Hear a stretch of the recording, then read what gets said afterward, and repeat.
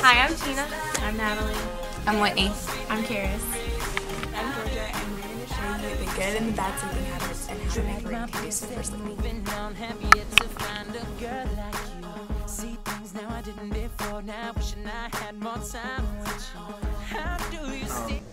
In your opinion, what are the best sleeping conditions, and You're so rigid, right? in what ways do you sleep best? See, I think super dark room, I like black out my windows, and then probably a really loud fan. I've got like a floor fan that's super loud. It drowns out everything. But it's like constant, you know? It's not like a beeping or something. Because it feels like rock music or, I don't know, something absurd. I wouldn't be able to sleep, but the constant loud fan puts me right to sleep. Okay, what in your opinion are the worst sleeping habits? Sleeping habits? Yes. Conditions. I'm confused. Both. Okay. The worst is when it's really hot and you're just like kind of like sweating or you're, you know what I mean? And you can't, it's so gross, you can't sleep because you just feel dirty and it's really hot and it's bad. Because it's a lot better when it's cool, you know? And then when it's really loud or when you're on the ground and it's just like hard and but you have to have something to kind of lay your head up on, like a pillow. You know, it's just not good when you don't. It's just kind of just wake up bad. You don't sleep good. That's about it. All right, in your opinion, what are the best sleeping conditions and what are your own sleep habits? I like it to be really, really dark, like blackout curtains, and I have like an air purifier that I use that has like a constant kind of fan noise, and I like it to be pretty cool. And what are my sleep habits? How long do I usually sleep? Like at least 8 or 9 hours a night for sure. In your opinions, what are the best and worst sleeping conditions? Let me answer that question by asking you a question. How do you normally sleep? I'm a really poor sleeper. I have really bad sleep conditions. So that's disappointing. But let me go on here. First of all, I didn't even listen to the question, so I don't know what's going on right now, so I'm just talking. The best and worst sleep conditions. Like after you drink a warm glass of milk, you sleep better. Oh, yes, he would know. If you guys didn't know. What are you laughing at that? I like to sleep in a dark room and a good old glass of water before I go to bed, and that usually puts me to sleep for the night. I usually sleep pretty well every night, except after I've consumed a lot of alcohol, and I can't go to sleep at all. So I just lay down and my head starts spinning. So that's probably the worst sleep, I'd say. Do y'all sleep with the TV on? Absolutely not. Never. I do. These guys. I do too. Yes, see. It's too bright It's too bad. and loud. The discoloration hurts. Fan or no Doesn't make any fan? sense. Absolutely. Fan. Yeah, nobody wants to wake up in a sweat. I mean, So. What if it's a cold sweat?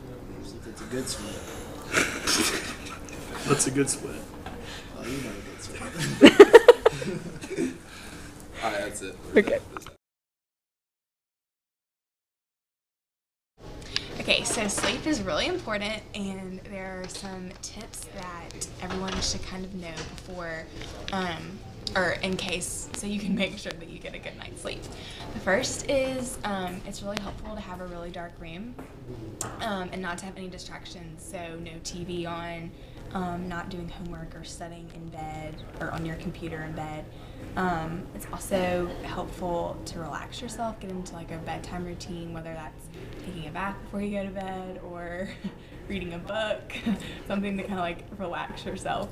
And a lot of people like fans or noise machines or something just kind of like put their mind at rest and at ease. Some effects of good sleeping or getting a good night's rest would be you have better cognitive ability. So obviously you'll do better in school, you'll be able to think more clearly, you'll have more energy to do everything that you have to get done. And also, sleep is really important for all ages, but also really important for in the teenage years. And it's recommended that they get between really for anyone to get between 8 and 9 hours of sleep a night.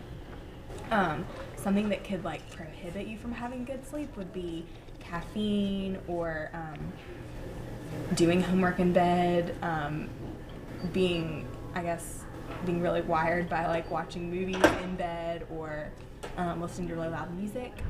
and or having a lot of lights in the room, or being on your phone, or having your cell phone on by your bed and it rings, that could wake you up and mess up your REM cycle possibly. So anyway, these are some good tips for good sleeping.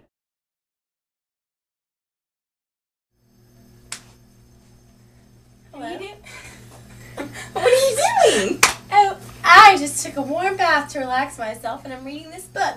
I'm getting ready for bed. Oh, well, I hope you sleep well. Well, good night.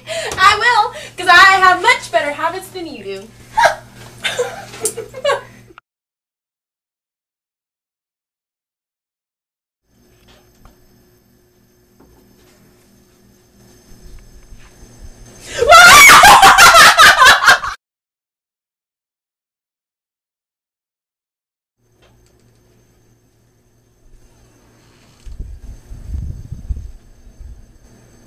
She's really asleep.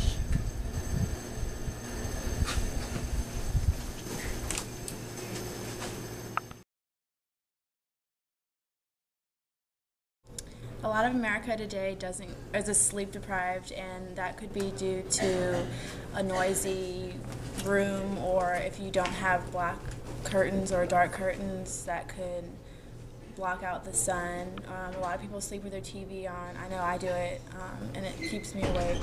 And doing homework in bed is bad just because you think you're doing something, like your bed's not used for sleeping, and if your roommates are loud, if you don't have a white noise machine or anything that blocks out sound. And that can lead to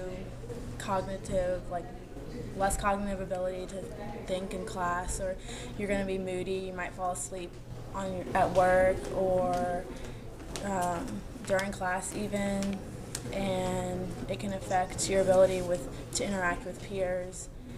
And some tips, I guess, for good sleeping would be to have the dim lights and everything, and just do the opposite of what a bad room would be.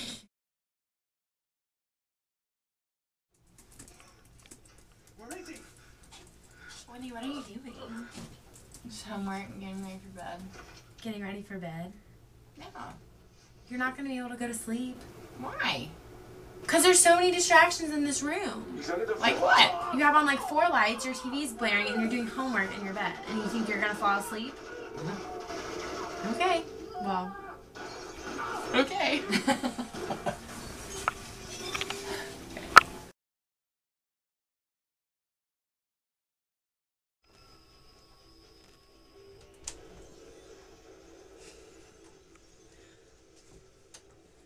I'm just going to check on her.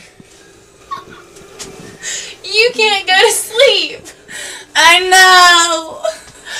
I told you, you've got to get better sleep habits, Whitney. I'll try. Okay, well, turn off this TV. Turn off these lights. And I'll see you in the morning. Okay, night.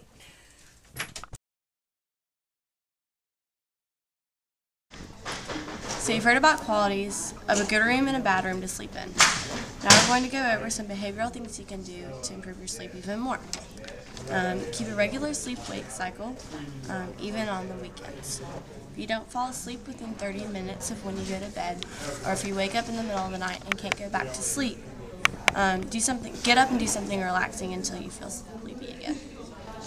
Avoid caffeine, nicotine, or heavy meals before bedtime, and have a bedtime ritual using relaxing techniques to relieve any daytime stress.